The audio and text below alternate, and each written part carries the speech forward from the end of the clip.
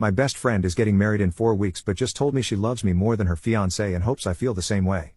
35M, friend Bree, 35F, just told me she loves me 4 weeks before her marriage, and I am not sure what I am supposed to do here. I want to know if I am doing the right thing. To give some context, I lost my wife 2 years ago. I have a 5-year-old daughter. I have not dated in the last 2 years because I have major trauma from losing my wife. I still love her a lot and don't think I am ready to move on. I have invested all my time in my daughter, who looks exactly like her mother, and my work to keep my sanity over the last 2 years. I have been friends with Bree since we were in elementary school. We lived in the same neighborhood growing up and were best friends. She is an awesome person, and we were inseparable growing up. The weirdest part was that we had completely different personalities. She was very outgoing and always had a lot of friends. I am a big introvert, and Bree, along with a few friends, was all I needed. Bree was a serial dater, and I don't remember any time since middle school when she was single. Bree and I never dated, though. Bree and I also went to the same college. She never had a stable boyfriend but just jumped from one relationship to another. I, on the other hand, did not date seriously until my junior year. When I met my wife, she was a freshman, and we hit it off instantly. We fell for each other and spent all our time together. This strained my relationship with Bree, as I would generally hang out with my wife instead of her. That was the time Bree and I slowly started drifting apart. After college, I moved to a different town for my job, and Bree and I occasionally messaged each other, but nothing beyond that. Bree attended my wedding, and that was the last time I saw her. We kept in touch, but mostly by commenting on each other's pictures or keeping each other updated on significant life events. Bree did reach out to me when my wife passed away, and we talked on a phone call. Last year, Bree and her fiancé moved to my city. I was still grieving, and both of them have been an amazing support for me and my daughter. My daughter loves dancing, and Bree helped me enroll her in dance and gymnastics classes and sometimes takes her to them. I also became good friends with her fiancé, who is indeed an incredibly good man. My daughter also loves Auntie Bree, and Bree sometimes helps me babysit. Last week, Bree came to my house and asked if we could talk. Her tone sounded serious. She told me that over the last few months, she feels like she has started to develop feelings for me and is not sure anymore if she wants to go ahead with the wedding. She felt I also had started developing feelings for her. I told her that I am not ready for any relationship before I can deal with my mental health, for which I go to a therapist regularly. She tried to convince me that she loved me, that we are soulmates, and that she felt we were meant to be together. However, I do not have the same feelings for her. I love her as a friend, but nothing beyond that. We were both emotional, but she said she was glad we talked about this. She left after that. Bree called me that night and told me not to talk about our conversation with anyone. I thought a lot about it and decided that I would not tell her fiancé about my and Bree's conversation from last week. I feel it's their relationship, and I do not have the right to ruin their moment if Bree decides to go ahead with the wedding. However, I feel guilty that her fiancé does not know anything about this and is going into a marriage where Bree might not be fully ready for it. Can you guys give suggestions on what I should do in this case? Am I wrong for not telling her fiancé about our conversation? Update 27 days later. A month ago, I, 35M, wrote a post about my friend Bree, 35F, telling me she loved me just 4 weeks before her wedding. The past month has been crazy, and my whole world has turned upside down. For context, I lost my wife 2 years ago, and we have a 5-year-old daughter. Bree and her fiancé Jason, 33M, moved to our town a year ago. We reconnected as friends, and they've done a lot to cheer me up this past year and help me return to a sense of normalcy. After Bree told me she loved me, I told her I wasn't ready to move on because I still miss my wife. She said she understood, and I didn't hear from her or Jason for a few days.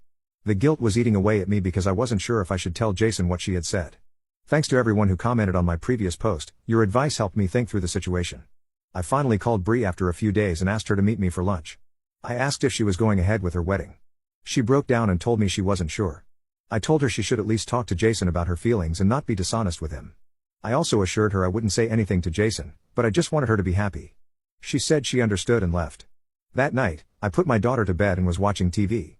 Around 9:30 p.m., I heard a loud knock on my door. It was Jason.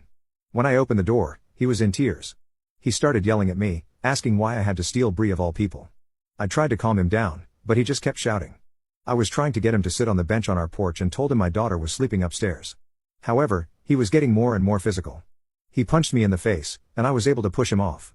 I told him to leave my house, and he sat in his truck and drove away. I immediately called Bree, and she was crying and didn't sound well. She told Jason she couldn't marry him because she had feelings for me. After the physical altercation with Jason, I was really scared for her. I told her to gather some clothes and get out of the house. She did and came to my place. I didn't feel she was safe with Jason. I consoled her for almost 2 hours and eventually got her to sleep. The next morning, we called her parents to let them know what had happened. Bree kept a brave face, but I could see how much she was hurting. Her parents asked her to take a few days off and come home immediately. She flew out that evening. Over the next 2 weeks, the wedding was called off.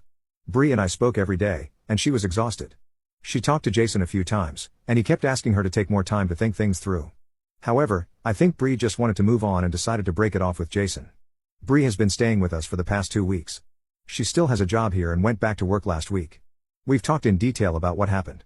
Bree told me she and Jason had been dating on and off for the past 4 years. Jason isn't very career-oriented, while Bree is excellent at her job. She felt he was a nice and reliable person but had doubts about him from the beginning. She felt she wasn't getting any younger, so they decided to get married. When she heard about my wife passing away, she felt really bad and wanted to be there for me. When she got a big promotion that allowed her to work in a corporate office, she chose my city and moved here. Jason moved with her and got a new job. She said she didn't have romantic feelings for me back then. But as she started spending time with my daughter and me, she began feeling the bond we used to share growing up. Except now, I was the broken one, and she was taking care of me. She realized she enjoyed her time with us more than with Jason. She admitted she made a mistake with Jason and that what she wanted had been right in front of her all along. Over time, she started thinking about me in that way and eventually confessed. She said she knew her relationship with Jason was over the moment she told me how she felt. It's a messy situation, but I'm glad she realized this before getting married rather than after. As for Jason, I feel bad for him. He's moving back to our hometown to be closer to his family. He's still in their apartment but plans to move next month. I know many of you are curious if Bree and I are dating. We're not. I don't think I can date anyone right now, and neither should Bree. She's my friend, and I'm happy she's staying with us until everything is sorted out. My daughter loves having Auntie Bree around too, so that's a bonus. Plus, it's nice to see her slowly get back to normal. Thanks again for your support during my last post. Cheers. Second update 8.5 months later. I wrote a post 9 months ago about my friend Bree telling me that she loved me a few weeks before she was supposed to get married. For context, I lost my wife 3 years ago, and we have a 6-year-old daughter. Bree and her fiancé, Jason, moved to our town a year ago, and Bree confessed her feelings for me just weeks before her wedding. Things went south quickly, and Bree ended up breaking up with Jason and canceling the wedding. She was staying with us when I last shared an update. I think the story was picked up by some popular YouTube channels, and people have been messaging me to find out what happened afterward. I wanted to maintain our privacy, especially since many of our family members saw the video and recognized my post. They didn't know that Jason had assaulted me, and I had to assure everyone that we were safe and okay. I'm feeling particularly happy this week, so I thought I would share an update. Firstly, the reason Bree moved in with us while Jason was still in town was that I had a temporary restraining order against him. Bree also filed for one but was denied, as he had never directly threatened her safety. She said she felt secure with us because of the TRO, and I agreed. Jason didn't cause any issues after that, though he continued texting Bree, asking her to work on their relationship. Eventually, he moved back to our hometown in February, and we haven't heard from him since. Bree got her own apartment once Jason left town, but she remained very much a part of our daily lives. I enjoyed having her around, and my daughter loves her. In April, Bree brought up the idea of us dating again. I explained that I wasn't over my wife's death and didn't want to be unfair to her because I still love my late wife deeply. Bree told me she knew she could never replace my wife, nor did she want to. She shared a beautiful analogy. She said my heart is like a big pot. It holds a lot of love for my late wife, but it also made room for more love when my daughter was born. Loving her wouldn't erase my love for my wife or daughter, it would simply mean there's more room in my heart than I realized. I took a month to think it over, talking to my mom and mother-in-law, my late wife's mom, who both encouraged me to give a relationship with Bree a chance.